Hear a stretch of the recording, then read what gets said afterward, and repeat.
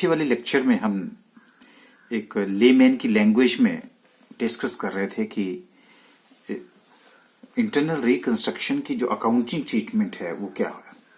उसको हमने एक क्वेश्चन को लेकर के, ये हमारी बैलेंस शीट थी PQR लिमिटेड की, इसमें 35 लाख रुपीस की एसेट्स और लाइबिलिटीज थी। उसके बाद कंसल्टेंट साहब ने, जैसे हमने आपसे बात की थी कि आपका रोल तो डिफरेंट है, कंसल्टेंट ने एक रिकंस्ट्रक्शन स्कीम जो थी वो तैयार की थी, जिसमें उन्होंने ये कहा था कि assets are were valued as under. उसके बाद हमने interest rate of bank loan reduce to 8%, negotiations की उन्होंने 18% डिवेंचर होल्डर के साथ भी, और उनका क्लेम भी कम करवाया। क्रेडिटर्स के साथ भी नेगोशिएशंस हुई। बिल्स पेबल जो है वो एग्जिस्टिंग टर्म्स एंड कंडीशंस पे ही चले। फेस वैल्यू जो था इक्विटी शेयर की वो रिड्यूस कर दी थी पर शेयर, और पेड अप वैल्यू जो थी वो भी रिड्यूस कर दी गई थी। ये हमें स्कीम दी गई थी, और इस स्कीम के अकॉर्डिंगली हमने ये जर्नल एंट्रीज, एक तरह से concept based journal entries pass करी थी। रिकंस्ट्रक्शन अकाउंट हमने ओपन किया था, डमी अकाउंट। फिर आपको हमने इंटेंजिबल एसेट्स के बारे में नोट बताया था, क्वेश्चन में पूछे चाहे ना पूछे। फिर हम रिजर्व्स जो अपीयर होते हैं बैलेंस शीट में, उनको भी हमें राइट ऑफ करना पड़ता है। इस तरह से हमने बैंक लोन से जो नेगोशिएशंस करी थी वो हमने उसको अकाउंटिंग फॉर्म में कन्वर्ट किया था। ये देखिए सारा हमने जो कंसेप्ट आपसे शेयर किए थे। और उसके बाद हमने लास्ट में आपसे फेस वैल्यू अगर और पेड अप वैल्यू के बीच का जो डिफरेंस है वो हमने आपको बताया था कि फेस वैल्यू में क्या अकाउंटिंग ट्रीटमेंट होगी और पेड अप वैल्यू में क्या अकाउंटिंग ट्रीटमेंट होगी। तो इस तरह से क्या था कि हमने ये आपका जो क्वेश्चन था इसको हमने सॉल्व किया था स्कीम लेकर के। अब हम आपको बता दें कि इसमें हम अब एक जो उस दिन रह गया था हमारा कि हम नई बैलेंस शीट तैयार करते हैं। मैं आपको बता दूं कि ये लॉ के अंडर है कि जब भी आपने एक नई balance sheet internal reconstruction scheme को इंप्लीमेंट करने के बाद जब आप एक नई बैलेंस शीट बनाएंगे तो उस बैलेंस शीट के साथ एक वर्ड ऐड होगा, and that is add reduced. कभी टर्म्स एंड कंडीशन में अभी तक तो ये 5 साल जो है वो साथ रहेगा, जिसकी वजह से हर आदमी को पता चले कि इस कंपनी की जो है वो इंटरनल रिकंस्ट्रक्शन हुई है। और इंटरनल रिकंस्ट्रक्शन तभी इसका हेडिंग जो है, अब ऐड रिड्यूस्ड वर्ड जो आपने इसके साथ ऐड करना है। अभी मैंने जो आपको बैलेंस शीट बताई थी वो एक, ये देखिए, ये पुराने फॉर्मेट में थी।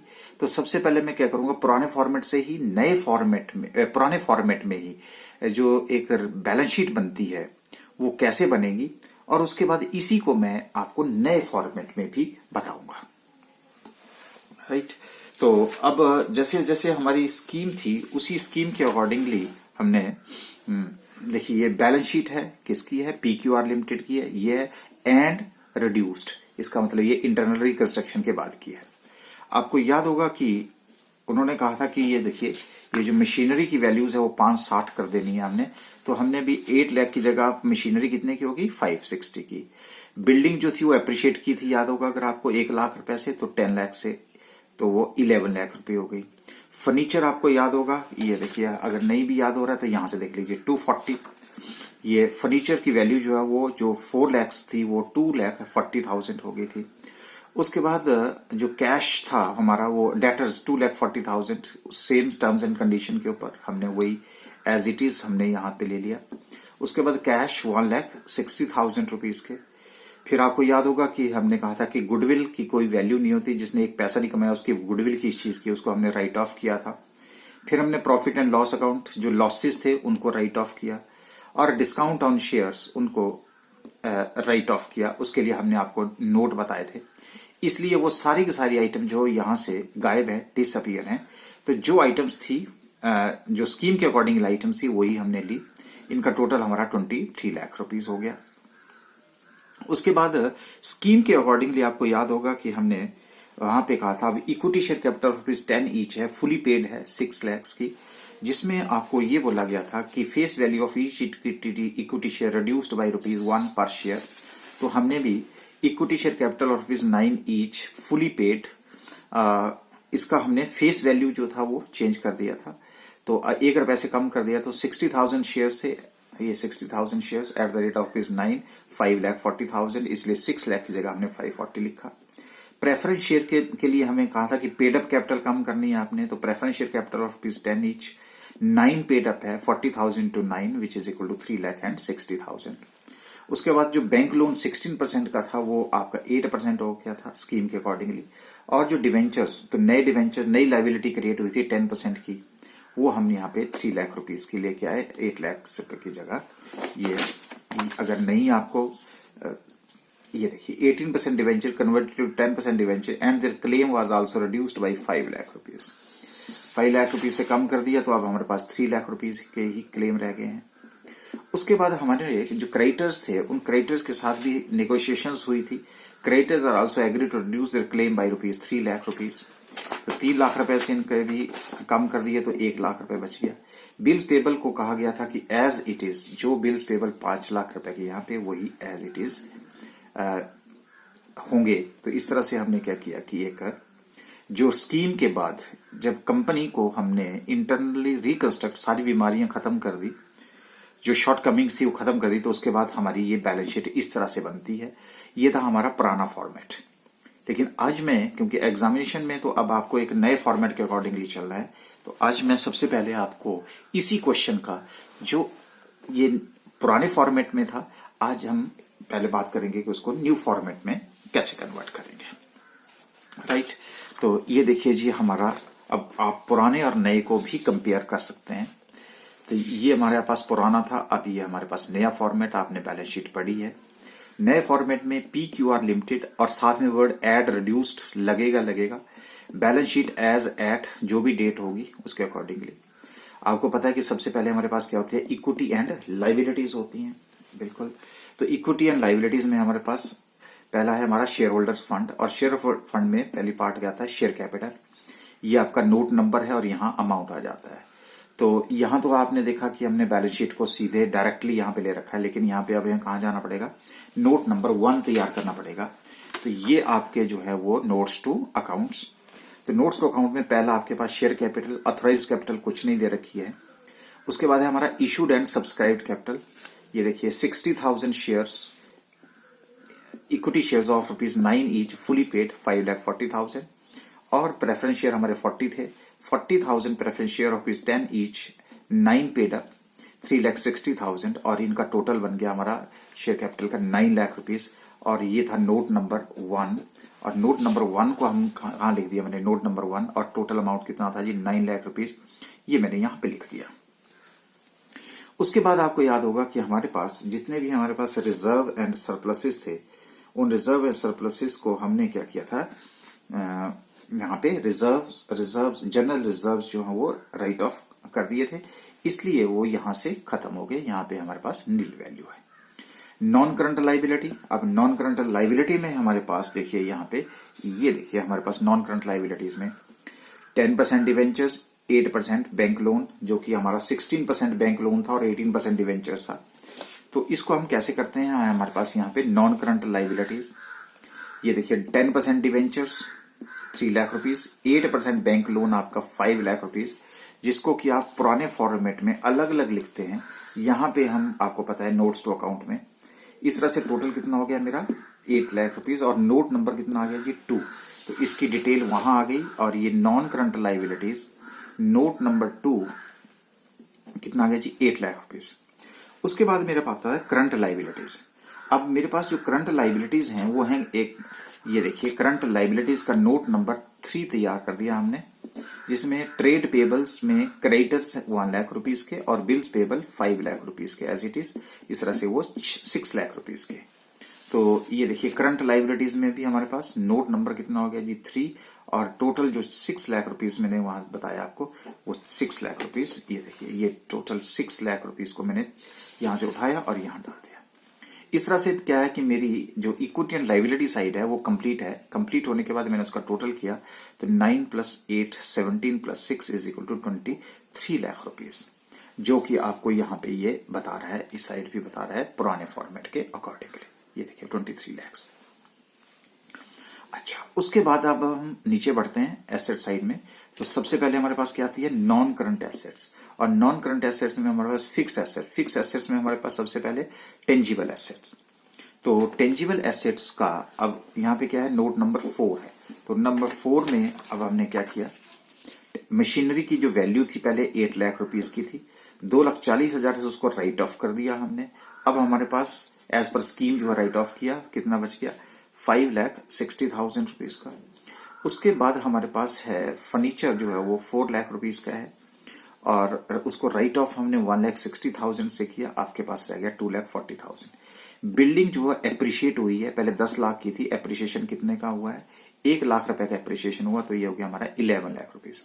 इस तरह से मेरे पास जो फिक्स एसेट्स का टोटल यहाँ पे आ रहा है वो ये है हमारा 11, 13, 18 और ये 19 लैक्स। तो मैंने क्या किया, इसको नोट नंबर 4 के आगे tangible assets note number 4, 19 lakh rupees. उसके बाद अब आपको याद होगा हमने क्या कहा था, इंटेंजिबल एसेट्स में हमारे पास गुडविल थी, उसको भी हमने क्या किया, 5 लाख रुपए की, लेकिन उसको राइट ऑफ कर दिया 5 लाख रुपीज की।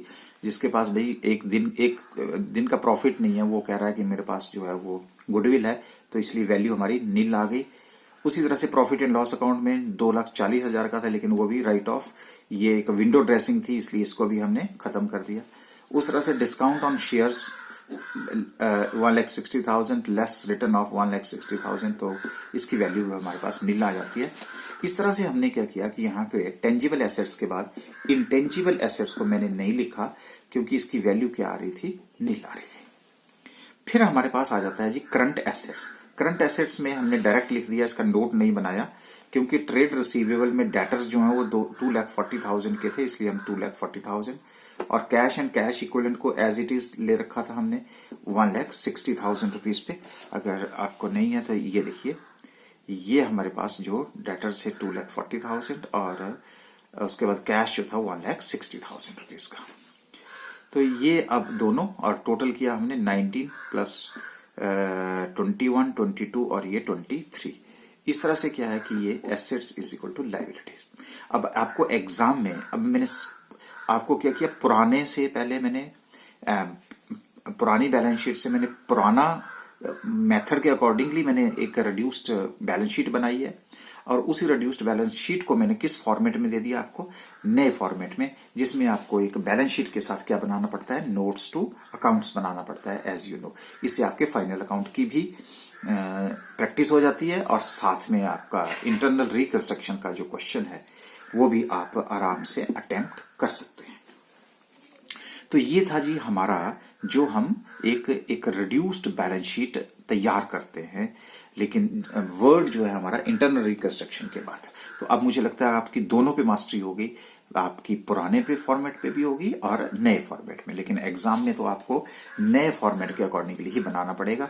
और आगे जो भी हम एक क्वेश्चन करेंगे वो बिल्कुल अब नए फॉर्मेट से ही करेंगे, क्योंकि अब इतनी प्रैक्टिस आप भी करेंगे।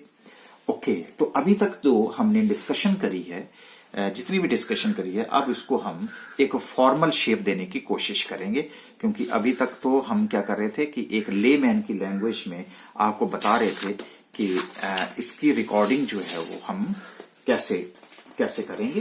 तो वो चीज अब अभी तक हमने आपसे शेयर करी है।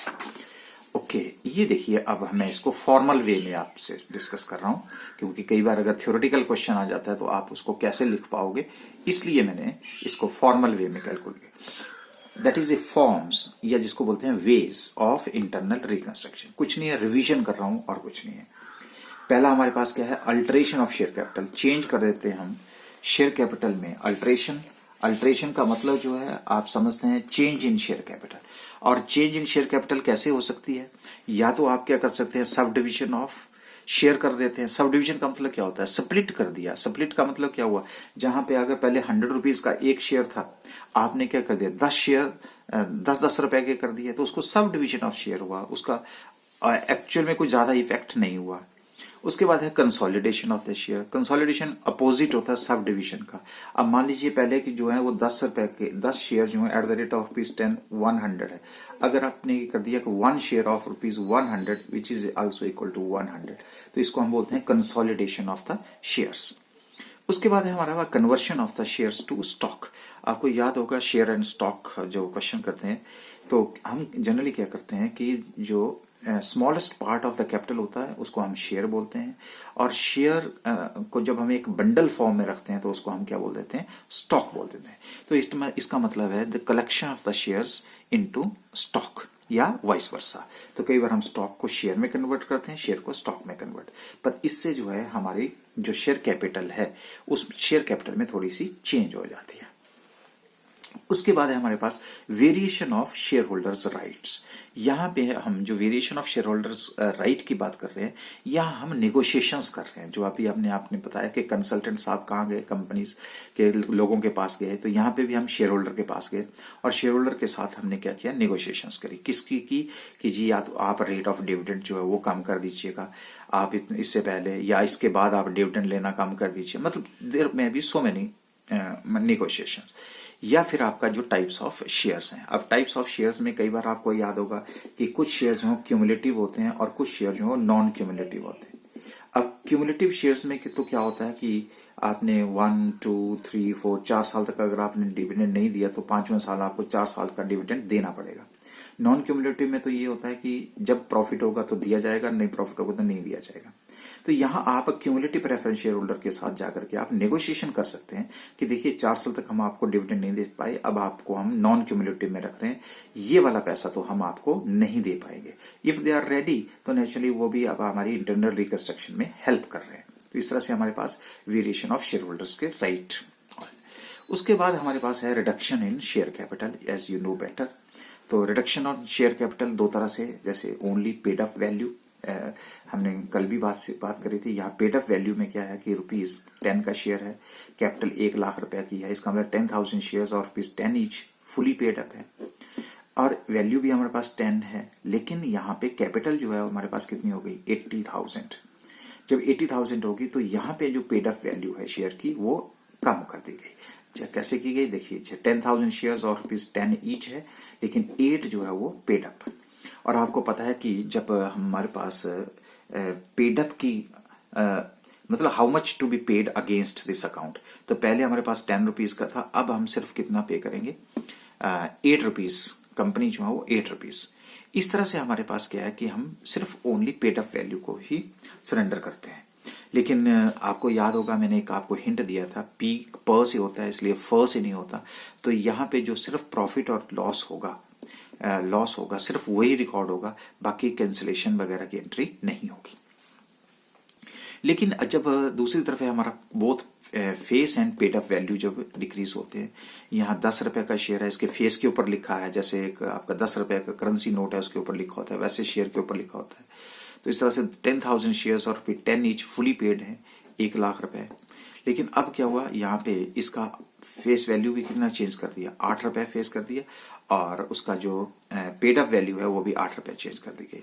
तो वैल्यू भी हमारे पास 80,000 और 10,000 शेयर ऑफ ₹10 ईच। तो इसके पास हमारे पास डबल लॉस हो गया कि 2 रुपए तो हम बाद में भी इससे मांग सकते हैं, लेकिन इससे ऐसा नहीं है। लेकिन अब यहाँ पे फेस वैल्यू है, तो फेस वैल्यू फ से है, तो फाड़ने के केस में क्या होगा कि यहाँ पे जो पुराना होगा वो खत्म करना पड़ेगा और नई लाइबिलिटी यहाँ पे क्रिएट करनी पड़ेगी। इस तरह से हमारी जो जनरल एंट्रीज हैं वो पास करनी पड़ेगी, because now the paid up capital is reduced, यानी कि सेक्रीफाइस ऑफ द शेयर। यहाँ पे सेक्रीफाइस 2 रुपए जो है सेक्रीफाइस, एक तो वो 2 रुपए लेंगे नहीं, और 2 रुपए अब कंपनी इनसे कभी भी मांग सकती है, इसलिए इसको हम बोलते हैं डबल लॉस की बात हम यहाँ पे करते हैं। यहाँ पे हमारे पास सिंगल लॉस होता है।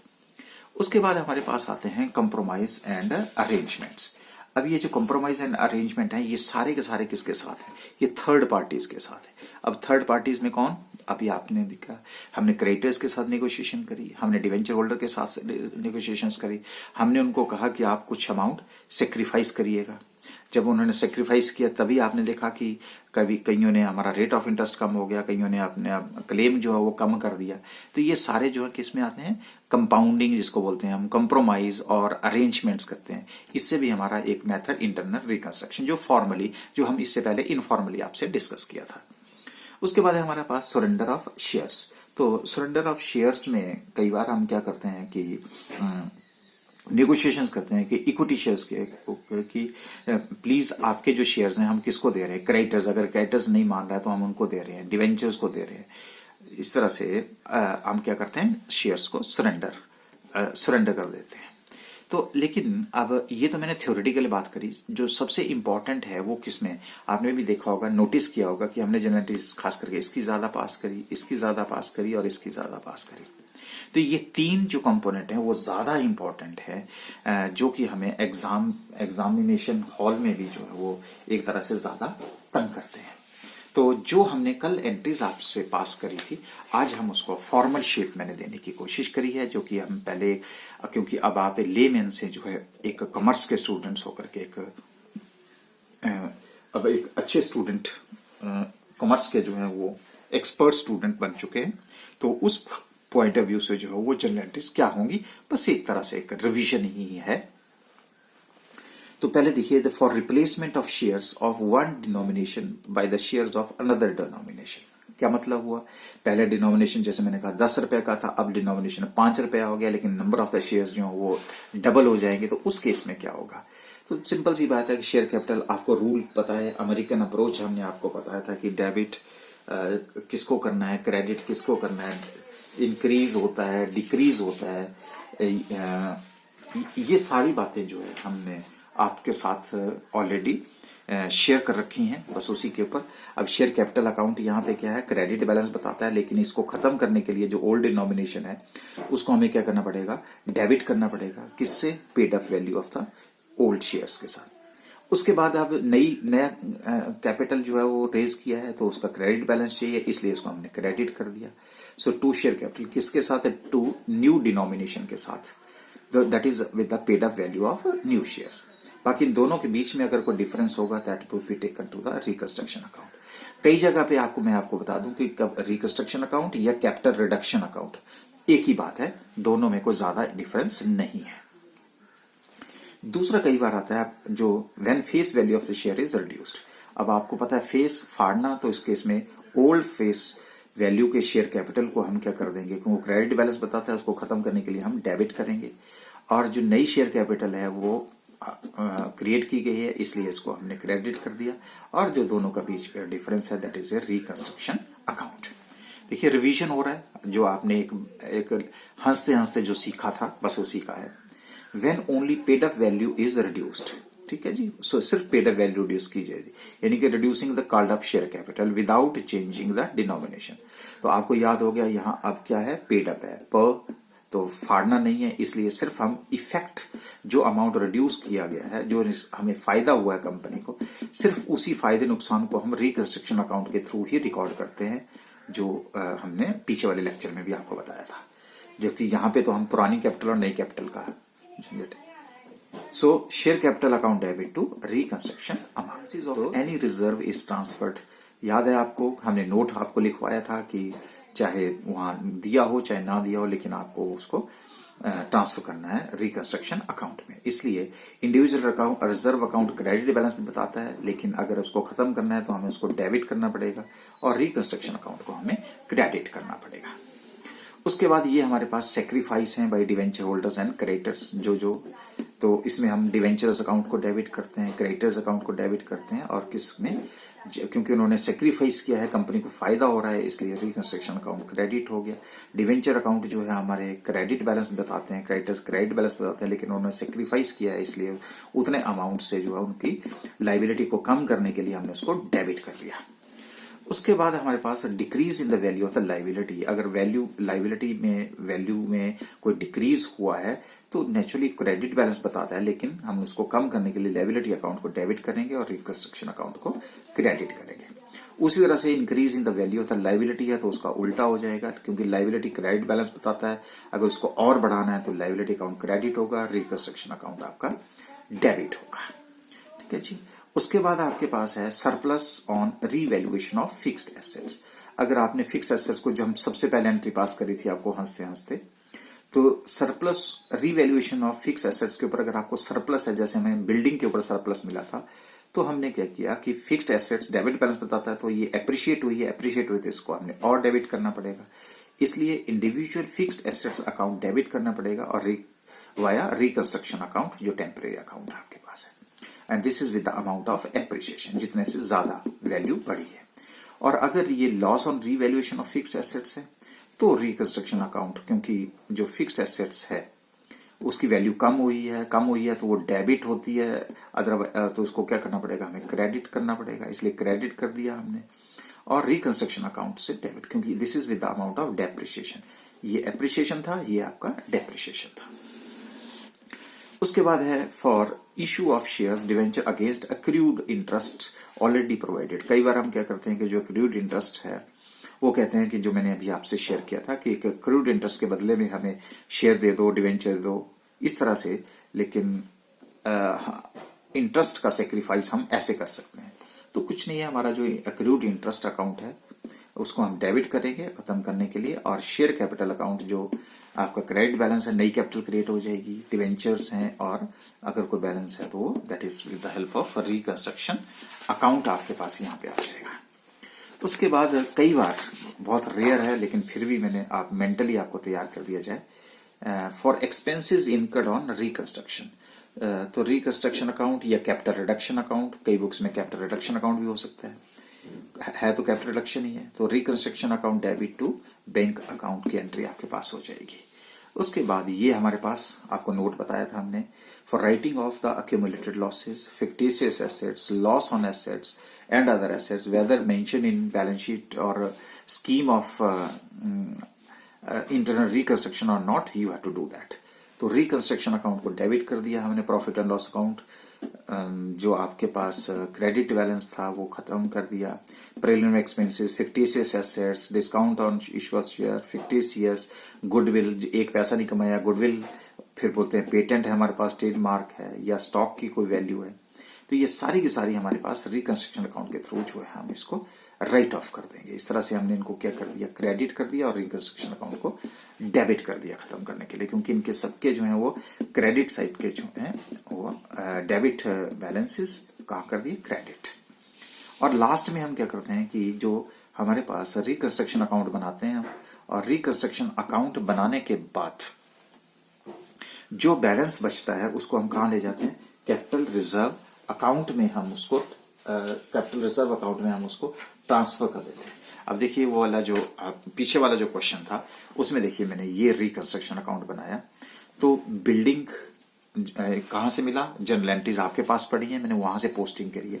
बिल्डिंग में 1 लाख है, जनरल रिजर्व 3 लाख है, 18% debenture 5 lakh, creditors 3 lakh, equity share capital 6, और ये 60,000 40,000 13 लाख रुपए से, और ये मशीनरी 2 लाख 40, 160, 5 लाख, 2 लाख, और ये देखिए इन दोनों के बीच में कोई डिफरेंस नहीं है। जब डिफरेंस नहीं था तो इसलिए हमने वहां पे आपको इस रिकंस्ट्रक्शन अकाउंट को क्लोज करके कैपिटल रिजर्व अकाउंट में ट्रांसफर नहीं किया था। लेकिन तभी मैंने लिखा यहाँ कि अगर यहाँ पे बैलेंसिंग फिगर क्या है, नील है, इसलिए कैपिटल रिजर्व अकाउंट में हमने इसको ट्रांसफर नहीं किया। लेकिन अगर बाय द वे अगर कोई सरप्लस पैसा है रिकंस्ट्रक्शन अकाउंट में, तो उसको क्लोज करने के लिए हमें कहां ले जाना पड़ेगा, कैपिटल रिजर्व अकाउंट में। इसलिए हमारे पास ये एंट्री आती है, reconstruction account debit to capital reserve account. तो ये हमने जो आपके जो अभी हमने आपको बैलेंस शीट जो नए फॉर्मेट में बना के दी, पुराने में फॉर्मेट में थी, उसकी वर्किंग में हमने ये रिकंस्ट्रक्शन अकाउंट बनाया था। लेकिन इसका यूज इसलिए नहीं हो रहा था क्योंकि इसकी तरफ कोई भी बैलेंस नहीं था, जिसकी वजह से हम एक जनरल एंट्री पास करें। इसलिए मैंने आपको एक नमूने के तौर पे, स्पेसिमेन के तौर पे आपको ये रिकंस्ट्रक्शन अकाउंट बना के बताया। और अगर दोनों के बीच में कोई डिफरेंस होगा तो वो कहां चला जाएगा जी, वो चला जाएगा आपका कैपिटल रिजर्व अकाउंट में। इस तरह से हमारे पास जो टेम्परेरी अकाउंट है उसको हमने क्या कर दिया, कैपिटलाइजेशन कर दी, जो capitalization of the surplus on reconstruction account. इस तरह से हमारा रिकंस्ट्रक्शन अकाउंट जो हमने टेम्परेरी अकाउंट बनाया था वो भी हमारा अकाउंट जो है अब क्लोज हो गया। अब क्लोज होने की वजह से अब मुझे लगता है कि अब आपको ये जो जनरल एंट्रीज हैं तो अब थोड़ा सा जो हम आपसे एक तरह से रिवीजन कर रहे थे, ये हमारे पास डिफरेंट फॉर्म्स थे। यहाँ देखिए अब हमने variation in shareholders right किया, फिर हमने rate of dividend, types of shares, reduction of share capital करी, paid up value, face value. यहाँ पे हमने थर्ड पार्टी के साथ क्या किया, अरेंजमेंट किया कि भैया अगर कंपनी को चलाना है तो आपकी तरफ से भी कुछ सेक्रीफाइस चाहिए। इस तरह से सबने मिल बैठ करके कंपनी को क्या कर दिया, रिवाइव कर दिया। तो लॉस मेकिंग कंपनी से अब वो कंपनी जो है एक तरह से प्रॉफिट मेकिंग कंपनी जो है वो बन गई, क्योंकि इसमें से जो अनवांटेड आपके पास ये देखिए, अब आपके पास पहले आपके पास 35 लाख रुपए की एसेट्स थी, लेकिन उसको रिड्यूस करके हमारे पास 23 लाख रुपीस। लेकिन इसको कैसे मीट आउट किया जाए, ये जो डिफरेंस है आपके बीच का, तो इनको भी हमें किसके बराबर लाना पड़ा था, 23 लाख के बराबर लाइबिलिटीज लानी है। तो इसके लिए हमने क्या किया, इनके साथ भी कंप्रोमाइज किया, इनके साथ भी जाकर के नेगोशिएशंस करी, फिर क्रेडिटर्स के साथ भी नेगोशिएशंस करी, बिल्स पेबल वाले ने नहीं करी, इक्विटी शेयर वाले ने हमारे साथ नेगोशिएशन करी। ये किया कि भाई ठीक है, मैं भी कॉपरेट कर रहा हूं आपको, और कॉपरेट करके ही हम, क्योंकि बैलेंस शीट को बंद करके कोई फायदा नहीं है। जो मैं आपको सत्यम कंप्यूटर्स की एक जो केस स्टडी आपको बताई थी मैंने, कि आज वो कंपनी जो है वो बहुत अच्छा काम कर रही है, क्योंकि उस कंपनी का भी हमने क्या कर दिया था, इंटरनल रिकंस्ट्रक्शन कर दिया था। तो आई होप कि अब आपको जो हमने एक लेमैन की लैंग्वेज में जो आपसे बातें करी थी, उसको अब हमने एक फॉर्मल शेप दे करके, ये जो जनरल एंट्रीज हैं, ये अब आप जनरल एंट्रीज आराम से पास कर सकते हैं, क्योंकि अब आपके पास आपके फंडामेंटल्स बिल्कुल क्रिस्टल क्लियर है कि किसको डेबिट करना है, किसको क्रेडिट करना है, किसको कहाँ डेबिट करना है, कहाँ क्रेडिट करना है, क्यों करना है, इसके पीछे का लॉजिक क्या है। इस तरह से अगर आप काम करेंगे तो आई होप कि ये जो इंटरनल रिकंस्ट्रक्शन का चैप्टर है, ये आपको बहुत अब आसान लग रहा होगा। ऐसा लग रहा होगा कि अच्छा अब इसमें पढ़ाने के लिए है क्या।